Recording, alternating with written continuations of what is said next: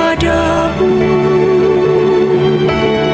Untuk Engkau aku hidup, untuk Engkau aku mati. Salam sahabat doa kekuatanku. Jumpa lagi bersama dengan kami dalam Doa Kekuatanku Channel, Rabu 3 April 2024. Sapaan Sabda Tuhan yang akan kita renungkan bersama hari ini dari Injil Lukas bab 24 ayat 13 sampai dengan 35. Doa kita hari ini akan bersama dengan Suster Maria Sifra PRR, dan renungan akan bersama dengan saya, Suster Maria Salva PRR. Mari kita siapkan diri, membuka hati untuk memulai doa dan permenungan kita hari ini dengan mengundang kehadiran Roh Kudus.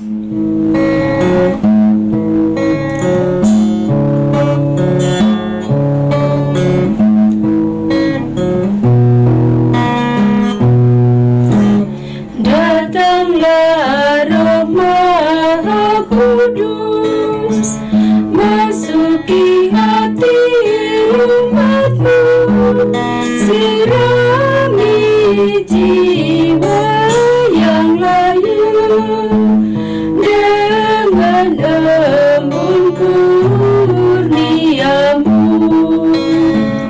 Roh cinta Bapa dan Putra, taburkanlah cinta mesra dalam hati manusia, cinta anak pada Bapa.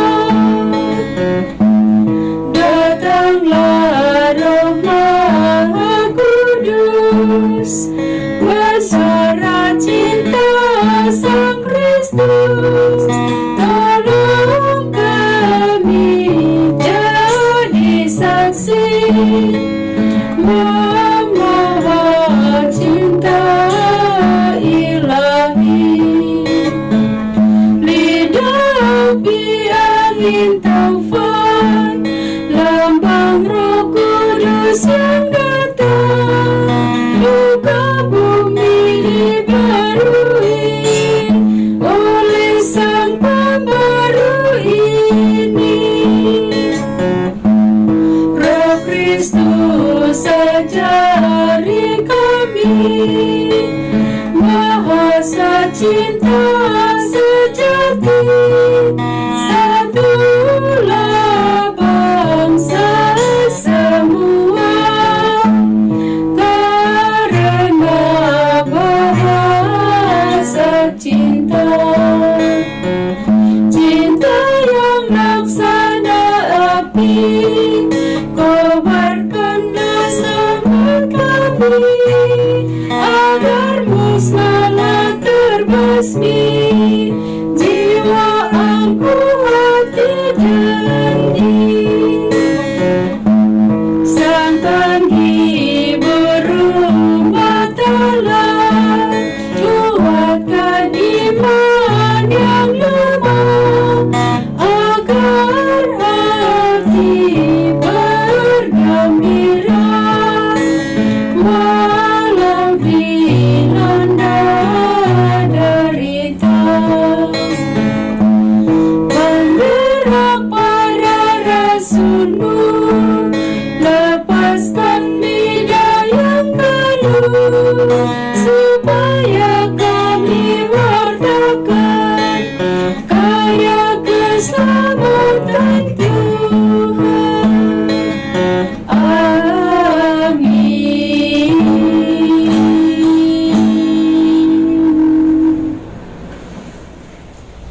Dalam nama Bapa dan Putra dan Roh Kudus. Amin. Utuslah Roh-Mu ya Tuhan, maka semuanya akan diciptakan lagi, dan Engkau akan membaharui muka bumi. Marilah kita berdoa. Ya Tuhan yang Maha Pengasih, kami bersyukur atas rahmat Paskah yang Engkau berikan kepada kami. Kurniakanlah kami kekuatan untuk selalu menghargai kasih-Mu yang tak terhingga kepada kami. Utuslah Roh Kudus-Mu untuk menyertai kami, membimbing kami, menuntun kami, agar pada saat ini kami boleh mendengarkan, menghayati, dan melaksanakan sabda-Mu. Nama-Mu, Tuhan, selalu kami puji, kini dan sepanjang segala masa. Amin. Semoga Tuhan beserta kita sekarang dan selama-lamanya. Inilah Injil Yesus Kristus menurut Lukas bab 24 ayat 13 sampai dengan 35. Yesus menampakkan diri di jalan ke Emmaus. Pada hari itu juga 2 orang dari murid Yesus pergi ke sebuah kampung bernama Emmaus yang terletak kira-kira 7 mil jauhnya dari Yerusalem. Dan mereka bercakap-cakap tentang segala sesuatu yang telah terjadi. Ketika mereka sedang bercakap-cakap dan bertukar pikiran, datanglah Yesus sendiri mendekati mereka, lalu berjalan bersama-sama dengan mereka. Tetapi ada sesuatu yang menghalangi mata mereka, sehingga mereka tidak dapat mengenal Dia. Yesus berkata kepada mereka, "Apa yang kamu percakapkan sementara kamu berjalan?" Maka berhentilah mereka dengan muka muram. Seorang dari mereka, namanya Kleopas, menjawabnya, "Adakah engkau satu-satunya orang asing di Yerusalem yang tidak tahu apa yang terjadi di situ pada hari belakangan ini?" Katanya kepada mereka, "Apakah itu?" Jawab mereka, "Apa yang terjadi dengan Yesus orang Nazaret? Dia adalah seorang nabi yang berkuasa dalam pekerjaan dan perkataan di hadapan Allah dan di depan seluruh bangsa kami. Tetapi imam-imam kepala dan pemimpin-pemimpin kami telah menyerahkan Dia untuk dihukum mati, dan mereka telah menyalibkannya. Padahal kami dahulu mengharapkan bahwa Dialah yang datang untuk membebaskan bangsa Israel. Tetapi sementara itu telah lewat 3 hari sejak semuanya itu terjadi. Tetapi beberapa perempuan dari kalangan kami telah mengejutkan kami. Pagi-pagi buta mereka telah pergi ke kubur dan tidak menemukan mayatnya. Lalu mereka datang dengan berita bahwa telah kelihatan kepada mereka malaikat-malaikat yang mengatakan bahwa Ia hidup. Dan beberapa teman kami telah pergi ke kubur itu dan mendapati bahwa memang benar yang dikatakan perempuan-perempuan itu, tetapi dia tidak mereka lihat. Lalu Ia berkata kepada mereka, "Hai kamu orang bodoh, betapa lambannya hatimu, sehingga kamu tidak percaya segala sesuatu yang telah dikatakan para nabi. Bukankah Mesias harus menderita semuanya itu untuk masuk ke dalam kemuliaannya?" Lalu Ia menjelaskan kepada mereka apa yang tertulis tentang Dia dalam seluruh kitab suci, mulai dari kitab-kitab Musa dan segala kitab nabi-nabi. Mereka mendekati kampung yang mereka tuju, lalu Ia berbuat seolah-olah hendak meneruskan perjalanannya. Tetapi mereka sangat mendesaknya, katanya, "Tinggallah bersama-sama dengan kami, sebab hari telah menjelang malam dan matahari hampir terbenam." Lalu masuklah Ia untuk tinggal bersama-sama dengan mereka. Waktu Ia duduk makan dengan mereka, Ia mengambil roti, mengucap berkat, lalu memecah-mecahkannya dan memberikannya kepada mereka. Ketika itu terbukalah mata mereka dan mereka pun mengenal Dia, tetapi Ia lenyap dari tengah-tengah mereka. Kata mereka seorang kepada yang lain, "Bukankah hati kita berkobar-kobar ketika Ia berbicara dengan kita di tengah jalan dan ketika Ia menerangkan kitab suci kepada kita?" Lalu bangunlah mereka dan terus kembali ke Yerusalem. Di situ mereka mendapati 12 murid itu. Mereka sedang berkumpul bersama-sama dengan teman-teman mereka. Kata mereka itu, "Sesungguhnya Tuhan telah bangkit dan telah menampakkan diri kepada Simeon." Lalu kedua orang itu menceritakan apa yang terjadi di tengah jalan dan bagaimana mereka mengenal Dia pada waktu Ia memecah-mecahkan roti. Demikianlah sabda Tuhan. Terpujilah Kristus. Bapak Ibu, para sahabat, saudara-saudariku yang terkasih dalam Kristus Tuhan, selamat Paskah untuk kita semua. Pada hari ini kita akan mendengarkan sebuah kisah perjalanan kedua murid Yesus kembali ke kampung halamannya. Itu semua disebabkan karena rasa kecewa dan kesedihan yang mendalam yang mereka alami karena kematian Yesus. Pengalaman sedih dan kecewa akan selalu membuat orang tidak bisa untuk berpikir jernih dalam mengambil sebuah keputusan dan sebuah tindakan. Dan mereka akan merasa bahwa segala sesuatu yang ada di dunia ini tidak berguna, bahkan tidak ada artinya apa-apa untuk mereka. Ada sebuah pengalaman kecil di mana ada seorang teman yang mengalami kehilangan ketika kakak kandungnya meninggal dunia. Kakak kandungnya ini adalah satu-satunya orang yang menjadi kekuatan bagi dia, menjadi harapan untuk dia dalam setiap perjalanan hidupnya. Terlebih ketika dalam perjalanan studinya, kakak kandungnya adalah menjadi tonggak utama untuk kehidupannya, untuk pendidikannya. Ketika dia mendengar berita dan kabar bahwa kakak kandung yang menjadi harapan untuk hidupnya harus masuk ke dalam rumah sakit dan mengalami penyakit yang mematikan, ada rasa sedih yang sangat mendalam. Dia berjuang, berdoa, dan memohon kepada Tuhan bahwa Tuhan boleh memberikan mujizat untuknya melalui kesembuhan dari kakak yang tersayang. Tetapi Tuhan berkehendak lain. Kakak yang ia sangat kasihi dan sangat ia cintai harus menghembuskan nafas terakhir dan berpisah selamanya dengan keluarga, dengan orang yang sangat ia cintai. Kepergian dan kematian kakak tercinta membuat pribadi teman saya ini menjadi kecewa, putus asa, sedih. Bahkan ia menyalahkan Tuhan, bahwa Tuhan tidak pernah berpihak kepadanya. Tuhan membiarkan ia berjuang sendiri, berjalan sendiri. Bahkan orang yang satu-satunya menjadi harapannya pun diambil oleh Tuhan. Ia merasa bahwa dunia tidak pernah adil dengan kehidupannya. Rasa sedihnya ini membuat dia tidak percaya lagi akan doa.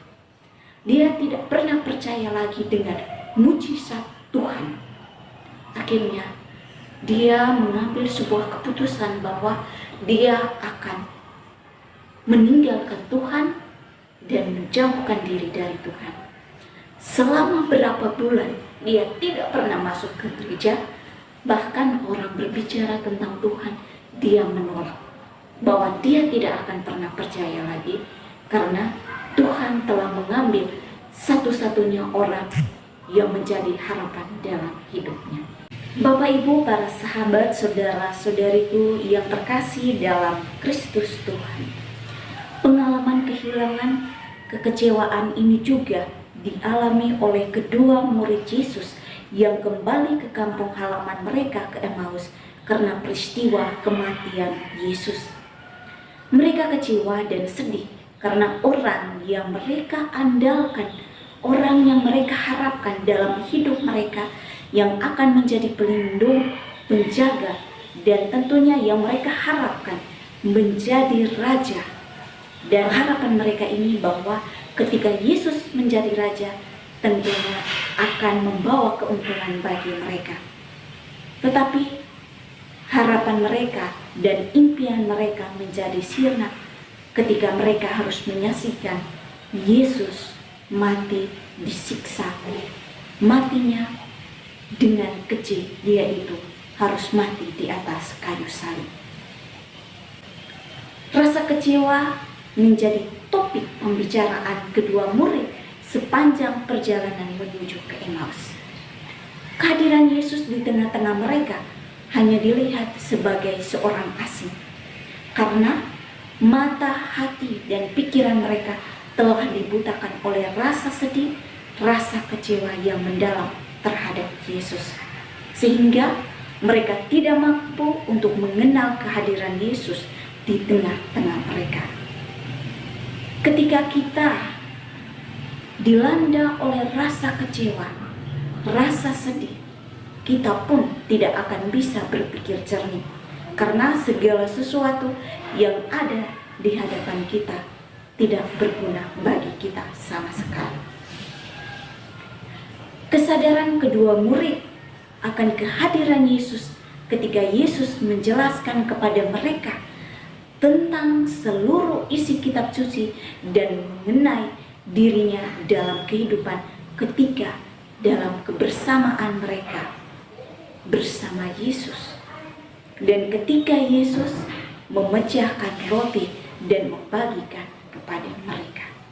Bapak Ibu, para sahabat, saudara-saudariku yang terkasih dalam Kristus Tuhan, kisah perjalanan kedua murid ke Emmaus mengajarkan kepada kita bahwa Yesus akan selalu hadir di tengah-tengah kita. Dalam segala situasi apapun, Yesus akan selalu beserta kita. Walaupun kita sendiri berjuang untuk menjauhkan diri dari Yesus karena pengalaman kecewa, sedih terhadapnya, tetapi Yesus akan selalu ada dan selalu menyertai kita. Kita akan semakin dekat dan akan selalu merasa bahwa Yesus selalu hadir dan selalu ada bersama kita ketika kita menyempatkan waktu untuk membaca dan merenungkan firman-Nya. Karena di dalam firman Tuhan kita akan menemukan sejuta nasihat-nasihat Yesus yang mengarahkan kita kepada sebuah kebenaran. Dan ajaran Yesus untuk kita bahwa jangan pernah untuk mengabaikan dalam mengikuti perayaan Ekaristi. Karena di dalam Ekaristi Kudus adalah jati diri hidup kita, jati diri kita sebagai seorang Katolik. Tuhan memberkati kita semua.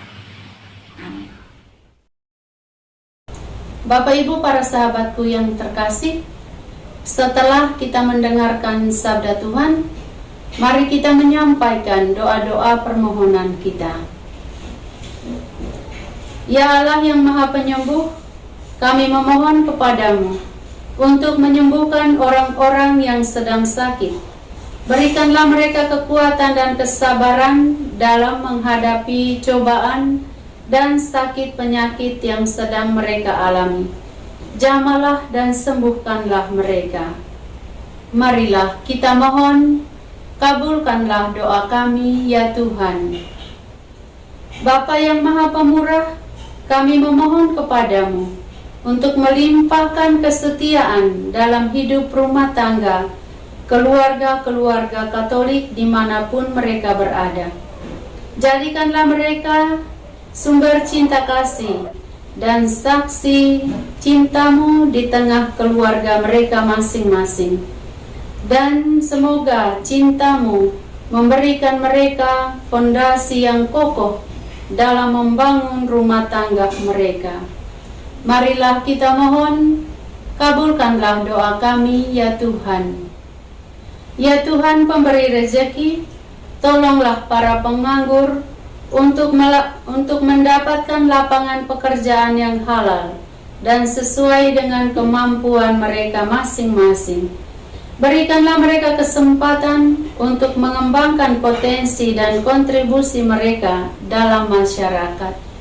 Marilah kita mohon, kabulkanlah doa kami ya Tuhan. Tuhan yang Maha Murah, kami memohon kepadamu untuk memberkati keluarga yang saat ini sedang menantikan keturunan. Berikanlah mereka kebahagiaan dengan mengaruniakan anak yang menjadi harapan dan cita-cita keluarga mereka. Marilah kita mohon, kabulkanlah doa kami ya Tuhan. Mari kita menyatukan doa dan permohonan kita dengan doa agung Yesus. Bapa kami yang ada di surga, dimuliakanlah namamu, datanglah kerajaanmu, jadilah kehendakmu di atas bumi seperti di dalam surga. Berilah kami rejeki pada hari ini, dan ampunilah kesalahan kami, seperti kami pun mengampuni yang bersalah kepada kami. Dan janganlah masukkan kami ke dalam pencobaan, tetapi bebaskanlah kami dari yang jahat. Amin. Salam Maria, penuh rahmat, Tuhan sertamu. Terpujilah engkau di antara wanita, dan terpujilah buah tubuhmu, Yesus. Santa Maria, Bunda Allah, doakanlah kami yang berdosa ini, sekarang dan waktu kami mati. Amin. Kemuliaan kepada Bapa dan Putra dan Roh Kudus, seperti pada permulaan, sekarang, selalu, dan sepanjang segala abad. Amin. Yesus Kristus, Anak Allah yang hidup, terang dunia, aku sembah sujud kepadamu. Untuk Engkau aku hidup, untuk Engkau aku mati. Yesus Kristus, Anak Allah yang hidup, terang dunia, aku sembah sujud kepadamu. Untuk Engkau aku hidup, untuk Engkau aku mati. Yesus Kristus, Anak Allah yang hidup, terang dunia, aku sembah sujud kepadamu. Untuk Engkau aku hidup, untuk Engkau aku mati. Santa Maria Reina Rosari, doakanlah kami. Santo Yosef, doakanlah kami. Santo Gabriel, doakanlah kami. Terpujilah kiranya nama Tuhan kita Yesus Kristus sampai selama-lamanya. Amin. Mari Bapak Ibu, para sahabat yang terkasih, kita menundukkan kepala, memohon berkat Tuhan melalui tangan imam.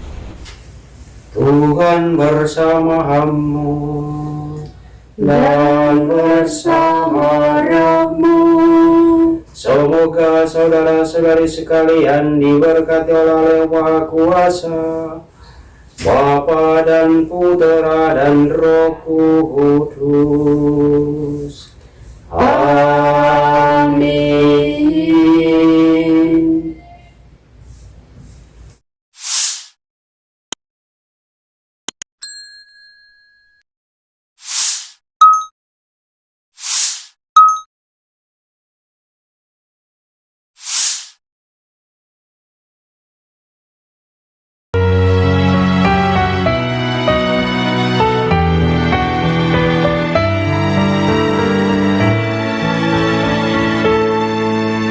Dikala hati terasa hampa,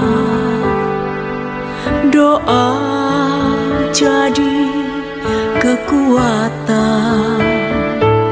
Ketika terbersit sejuta angan, doa jadi tempat curahan. Di saat raga terasa lelah, doa tempat pengharapan. Tinggallah dalam doa kami, oh Tuhan. Doa kekuatanku dalam nama Yesus Kristus. Engkaulah terang dunia, dalam doa aku sembah sujud padamu.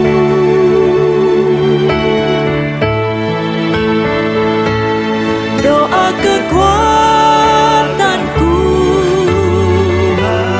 dalam nama Yesus Kristus. Untuk Engkau aku hidup, untuk Engkau aku mati.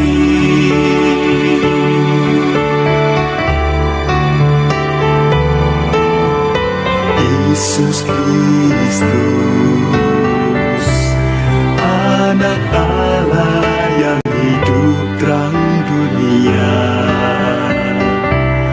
Aku sembah sujud